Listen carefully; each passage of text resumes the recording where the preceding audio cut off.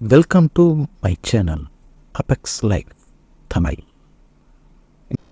வணக்கம் நண்பர்களே, welcome to my channel apex life Tamil. நான் உங்கள் பாலாஜி, உங்களோட சில நிமிடங்கள்.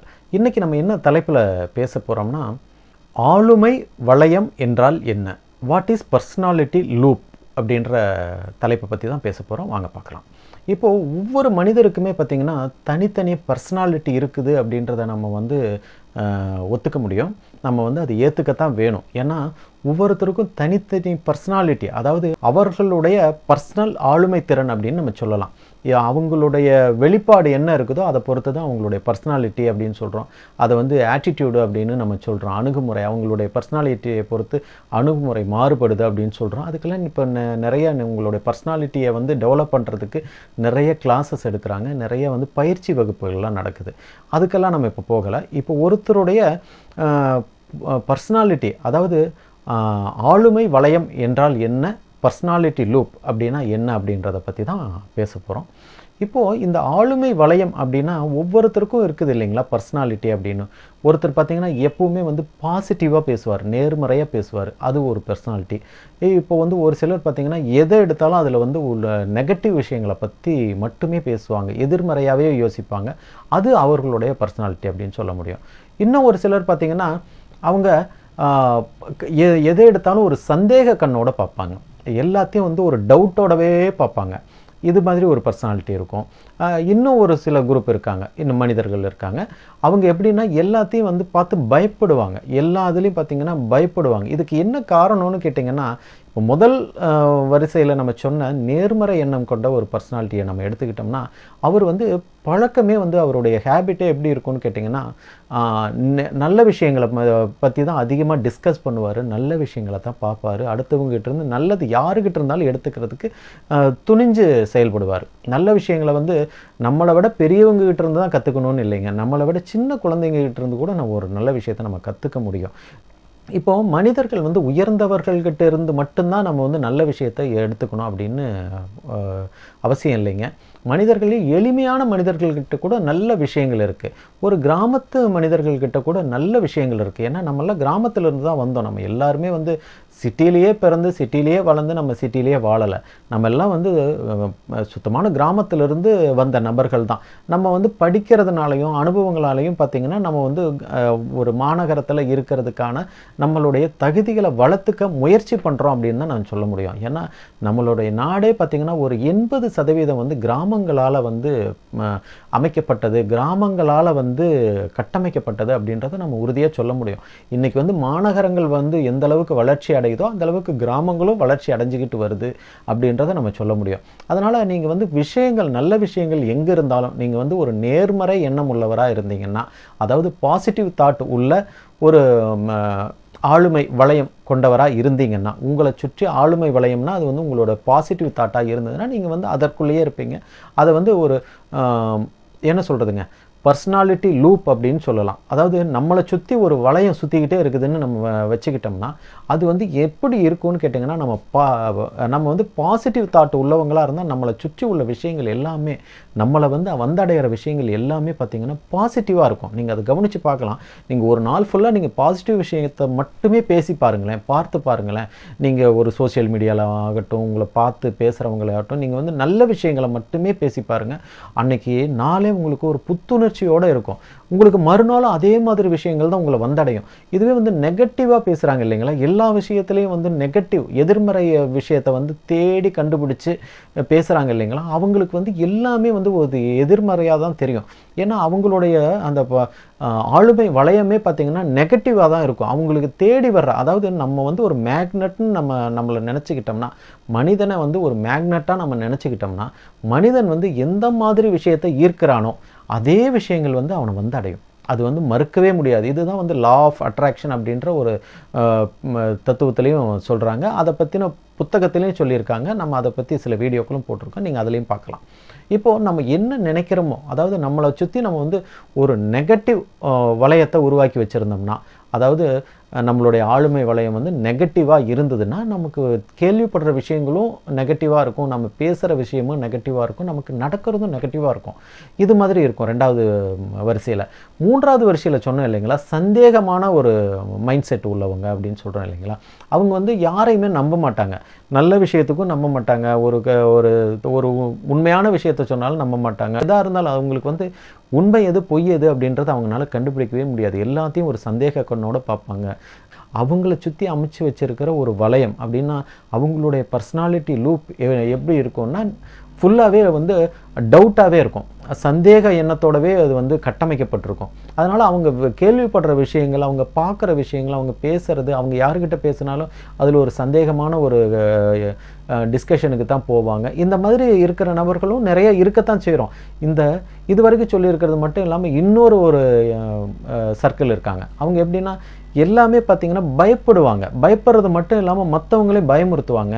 அவங்க பார்க்குற விஷயங்கள்லாம் பார்த்திங்கன்னா அவங்களுக்கு பயத்தை இன்னும் அதிகரிக்கிற மாதிரி விஷயங்களை தான் பார்ப்பாங்க.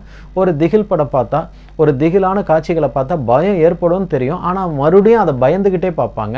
அவங்களுடைய எண்ணத்தில் வந்து பயத்தையே வந்து இன்னும் அதிகப்படுத்திக்கிட்டே போவாங்க. அவங்க சோஷியல் மீடியாவில் பார்க்கக்கூடிய விஷயங்களும் பார்த்திங்கன்னா அதே மாதிரி தான் இருக்கும். பயமுறுத்தக்கூடிய விஷயங்களையே தேடி தேடி பார்ப்பாங்க. தேவையில்லாத ஒரு மர்மங்களை பற்றி தெரிஞ்சுக்கணுன்னு ஆர்வப்படுவாங்க, ஆர்வம் கொண்டிருப்பாங்க. இந்த மாதிரி தொடர்ச்சியாக நீங்கள் வந்து உங்களை பயமுறுத்தக்கூடிய விஷயங்களை, நீங்கள் மற்றவங்களுக்கு பயமுறுத்துகிற மாதிரி பேசக்கூடிய விஷயங்களை நீங்கள் வந்து அவாய்ட் பண்ணணுன்னா நீங்கள் உங்களை சுற்றி நீங்கள் அமைச்சு வச்சுருக்கிற இந்த பர்சனாலிட்டி லூப் அப்படின்னு சொல்கிற ஆளுமை வளையம் அப்படின்றத முதல்ல நீங்கள் வந்து உடைக்கணும், இல்லைன்னா வந்து மாற்றணும். இப்போ வந்து ஆளுமை வளையம்ங்கிறது பார்த்திங்கன்னா ஒருத்தருக்கு வந்து பெரும்பாலும் பார்த்திங்கன்னா ஒரே ஒரு வளையம் தான் இருக்கும். இது வந்து மாற்றவே முடியாது அப்படின்னு இல்லை, நம்மளுடைய முயற்சியினால் மாற்றலாம். இப்போது ஒருத்தர் வந்து பயம் அப்படின்றத வந்து அவருடைய பர்சனாலிட்டி லூப்பாக வந்து செட் பண்ணி வச்சுருந்தாரு அப்படின்னு சொன்னால் அதை உடைக்காமல் அவர் வந்து அடுத்த வளையத்துக்கு வந்து உருவாக்கவே முடியாது. இதுதான் உண்மையான விஷயம். அவர் வந்து முதல்ல எது வேண்டான்றத வந்து நம்ம வந்து உடைச்சு வெளியேற்றணும் இல்லைங்களா. இப்போது வீட்லேயே நம்ம இருக்கிற இடத்துல வந்து நிறைய குப்பைகளாக இருக்குதுன்னு சொன்னால் நம்ம வந்து நல்ல விஷயங்களை கொண்டு வரதுக்கு முன்னாடி அந்த வீட்டை க்ளீன் பண்ணுறது இல்லைங்களா, வீட்டை க்ளீன் பண்ணணும் இல்லைங்களா. குப்பைகளை வெளியில் கொண்டு போய் அதை சேர்க்க வேண்டிய இடத்துல சேர்த்துட்டா தானே நம்மளால் வந்து நல்ல விஷயங்களை வீட்டுக்குள்ளே கொண்டு வர முடியும். வீடும் நம்மளுடைய மனதும் ஒரே மாதிரி தாங்க. நமக்கு தேவையில்லாத விஷயங்களை, இந்த பயம்னா பயத்தை வந்து விளக்கணும். நம்ம பயப்படுற மாதிரி விஷயங்களை நம்ம பார்க்கக்கூடாது, பயப்படுற மாதிரி விஷயங்களை மற்றவங்ககிட்ட பேசக்கூடாது, மற்றவங்களே பேச வந்தாலும் நம்ம அதை கேட்கக்கூடாது. இவ்வளவுதான். இதில் வந்து வேற ஒன்றும் ரகசியம் ஒன்றும் இல்லை. நீங்கள் அந்த விஷயத்தை நீங்கள் அவாய்ட் பண்ணீங்கன்னா உங்களை சுற்றி இருக்கிற அந்த ஆளுமை வளையம், பயத்தை தரக்கூடிய அந்த ஆளுமை வளையம் வந்து தானாகவே வந்து மறைஞ்சிரும். இவ்வளோதான் டெக்னிக், வேறு ஒன்றும் பெரிய டெக்னிக்லாம் ஒன்றும் கிடையாதுங்க. இதே மாதிரி இந்த சந்தேக எண்ணம் உள்ள வளையத்தையும் நீங்கள் வந்து உடைக்கணுன்னா நீங்கள் வந்து மற்றவங்களை வந்து ஒரு நம்பிக்கையாக பாருங்கள். ஏன்னா உலகமே வந்து நம்பிக்கையினால் வந்து கட்டமைக்கப்பட்டது தான். சந்தேகம் வந்து இருக்க வேண்டிய இடத்துல இருக்கலாம், அதனால் எல்லாரையும் நம்பக்கூடாதுன்னு ஒரு பொதுவான கருத்து சொல்லலாம். ஏமாத்துறவங்களை வந்து நீங்கள் தொடர்ந்து நீங்கள் வந்து கண்காணிக்கும் போது பார்த்தீங்கன்னா அவங்க ஏமாத்துறாங்களா என்னன்றதை நம்ம தெரிஞ்சுக்க முடியும். மனிதர்களை வந்து ஏமாத்துறதுக்கு ரெண்டு விஷயந்தாங்க. அதாவது ஒன்று கண்மூடித்தனமாக நம்பினோம்னா நம்மளை ஏமாற்றிடலாம், அல்லது வந்து நம்ம வந்து பேராசைப்பட்டோம்னா நம்மளை வந்து யாராவது ஏமாற்றிட முடியும். நம்ம வந்து எப்பவுமே பேராசையை வளர்த்துக்கிட்டோம்னா அந்த இடத்துல ஏமாறுறதுக்கான வாய்ப்பும் அதிகமாக இருக்குது. இந்த மாதிரி நீங்கள் இந்த 2 விஷயத்தில் நீங்கள் கவனமாக இருந்தீங்கன்னா மற்றவங்க உங்களை ஏமாற்றவே முடியாது. கண்மூடித்தனமாக நீங்கள் யாரையும் நம்பிடக்கூடாது, அது ஒரு விஷயம். 2வது வந்து நீங்கள் பேராசையை எப்பவுமே வளர்த்துக்காதீங்க. பாசிபிளான விஷயங்களுக்கு மட்டும் நீங்கள் நம்பிக்கை வைக்கலாம். அதாவது யார் என்ன சொன்னாலும் அதுக்காக நம்பணும்னு அவசியம் இல்லை.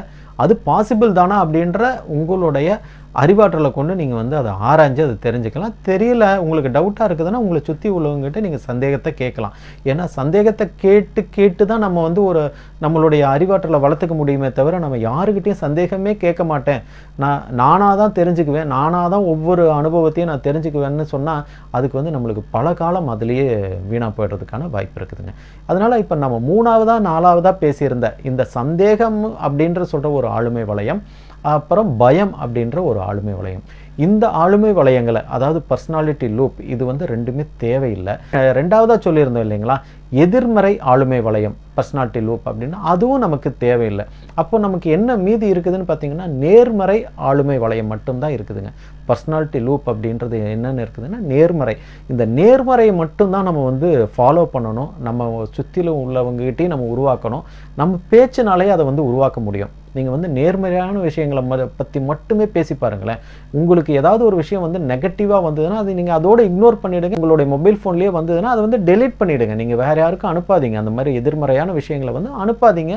அதை வந்து நீங்களும் படித்து தெரிஞ்சுக்காதீங்க. அது தேவையில்லாத விஷயங்களுக்கு நீங்கள் உங்களுடைய மனதினுடைய ஆற்றலை எப்பவுமே பயன்படுத்தாதீங்க அப்படின்றத நம்ம இங்கே ஆணித்தரமாக சொல்லக்கூடிய விஷயங்கள். இந்த மாதிரி செஞ்சுக்கிட்டு வரும்போது பார்த்திங்கன்னா நம்மளுடைய பர்சனாலிட்டி லூப் அப்படின்றது பார்த்திங்கன்னா ஆளுமை வளையம் அப்படின்றது பார்த்திங்கன்னா நேர்மறையாக அமைஞ்சிரும். நேர்மறையாக அமையும் போது பார்த்திங்கன்னா நம்மளுடைய எண்ணங்களுடைய வலிமை வந்து ரொம்ப ஜாஸ்தியாகும். அதாவது மனிதனுடைய எண்ணம் வந்து எந்த அளவுக்கு ஸ்ட்ராங்காக இருக்குதோ அந்த அளவுக்கு வந்து அவன் வந்து பல்வேறு விஷயங்களை செய்யக்கூடிய ஒரு சாதனையாளராக மாற முடியும். இது வந்து சாதாரண மனிதர்களும் வந்து சாதனையாளராக மாற முடியும் அப்படின்றதுக்கு இதெல்லாம் தான் வழிங்க. இப்போ இதற்கு முன்னாடி போட்ட வீடியோக்களில் கூட சில நண்பர்கள் வந்து கமெண்ட்ஸில் கேட்டிருந்தாங்க, சாதாரண மனிதர்களும் வந்து பெரிய லெஜண்ட் ஆக முடியுமா அப்படின்னு கேட்டிருந்தாங்க. அதற்கு நீங்கள் ஒரு வீடியோ போடுங்கன்னு கூட கேட்டிருந்தாங்க. அவரும் இந்த வீடியோவை பார்க்குறதுக்கான வாய்ப்பு இருக்குது. அதற்கு வந்து இந்த மாதிரி ஒரு சிம்பிளான டெக்னிக்கை தான் நம்ம வந்து பயன்படுத்தணும். இப்போ லெஜண்ட் ஆனவங்க எல்லாருமே வந்து பிறக்கும் போதே லெஜண்டாக பிறக்கிறது இல்லை இல்லைங்களா? அவங்கள சுற்றிலும் வந்து இந்த நேர்மறை ஆளுமை வளையம் அப்படின்றத உருவாக்கிக்கிறாங்க. நேர்மறை பர்சனாலிட்டி அப்படின்றத உருவாக்கிக்கிறாங்க. அந்த பர்சனாலிட்டியை பொறுத்து தான் அவங்களுடைய சர்க்கிளே அமையும். அந்த சர்க்கிள் எப்படி அமையுதோ அதற்கு தகுந்த மாதிரி தான் அவங்களுடைய மனிதர்களுடைய அப்ரோச்சும் இருக்கும். அவங்கள அணுகிறவங்களுடைய அப்ரோச்சும் இருக்கும். அவங்களுடைய மைண்ட் செட்டும் அதே மாதிரி அமைஞ்சிடும். அப்போ அவங்க தொட்டதெல்லாம் பாசிட்டிவாக இருக்கும், நேர்மறையாக இருக்கும். நிறைய நேரங்களில் வந்து இந்த நேர்மறை எண்ணத்தை நம்ம வந்து விட்டுட்டு கொஞ்சம் வேறு வளையங்களுக்குள்ளே வேறு பர்சனாலிட்டி லூப் அதுக்குள்ளே வந்து நம்ம போய் சிக்கிக்கிறதுனால நம்மளுடைய நேரமும் விரயமாகுது, நம்மளுடைய ஆற்றலும் விரயமாகுது, நம்மளுடைய உபயோகமான மனித வாழ்க்கையினுடைய நாட்களும் வீணாகுது அப்படின்னு நம்ம சொல்ல முடியும். நிகழ்காலத்தை விட்டு நம்ம வந்து வேறு ஒரு காலத்துக்கு, அதாவது பாஸ்ட் டென்ஸுக்கோ அல்லது வந்து ஃப்யூச்சருக்கோ நம்ம வந்து போயிடுறோம். அந்த மாதிரி ஒரு தப்பான தகவல்களால், அதாவது நெகட்டிவ் எண்ணங்களால், பயங்கிற எண்ணங்களால், சந்தேகம் அப்படின்ற ஒரு எண்ணங்களால். இதெல்லாம் நம்ம தவிர்த்துட்டு நம்ம எப்பவுமே நம்மளை வந்து பாசிட்டிவாக வச்சுக்கிட்டோம்னா, பர்சனாலிட்டி லூப் அப்படின்ற வார்த்தையை நம்ம மறுபடியும் ஞாபகப்படுத்துகிறோம். ஆளுமை வளையம் அப்படின்ற தமிழ் வாக்கியத்தையும் நம்ம வந்து மறுபடியும் ஞாபகப்படுத்துகிறோம். இதை வந்து நீங்கள் உங்களுடைய மைண்டில் நீங்கள் வச்சுக்கோங்க. இந்த விஷயத்தை நீங்கள் வந்து ஃபாலோ பண்ணி பாருங்கள். நீங்களும் பெரிய சாதனையாளர் ஆகலாம், நானும் ஆகலாம். நம்ம எல்லோரும் சேர்ந்து சாதனையாளராக ஆகிறது தான் நம்மளுடைய சமூகத்தினுடைய வெற்றியை தவிர, யாராவது ஒருத்தர் சாதனையாளர் ஆனாருன்னா அவரை பார்த்து நம்ம வந்து கைத்தட்டுறதுனால நம்மளுக்கு வந்து பெரிய லாபம் எதுவும் கிடைக்க போகிறதில்ல. கைத்தட்டுறதும் பாராட்டுறதும் மனித இயல்பு தான். ஆனால் அதையே நம்ம வாழ்க்கை முழுவதும் பண்ணிகிட்டு இருக்க முடியாது இல்லைங்களா? நம்ம சாதாரணமாக இருக்கிறவங்களும் ஒரு பெரிய லெஜண்டாக மாறணும் அப்படின்னு சொன்னால் இந்த நேர்மறை சக்தியை வந்து நீங்கள் வந்து பயன்படுத்துங்க. நேர்மறை வளையத்தை நீங்கள் வந்து உருவாக்குங்க. உங்களை சுற்றி இருக்கிற பர்சனாலிட்டி லூப் அப்படின்றத, ஆளுமை வளையம் அப்படின்றத நேர்மறை சக்தியினால் நீங்கள் நிரப்புங்க. அதை ஃபாலோ பண்ணுங்கள். இந்த வீடியோவில் சொல்லியிருக்கிற விஷயங்கள் உங்களுக்கு பயனுள்ளதாக இருந்திருக்கும்னு நாங்கள் நினைக்கிறோம். இந்த வீடியோவை நீங்கள் உங்கள் நண்பர்களோடு நீங்கள் ஷேர் பண்ணுங்கள். எங்கள் சேனலுக்கு சப்ஸ்கிரைப் பண்ணுங்கள், சப்போர்ட் பண்ணுங்கள். நன்றி, வணக்கம்.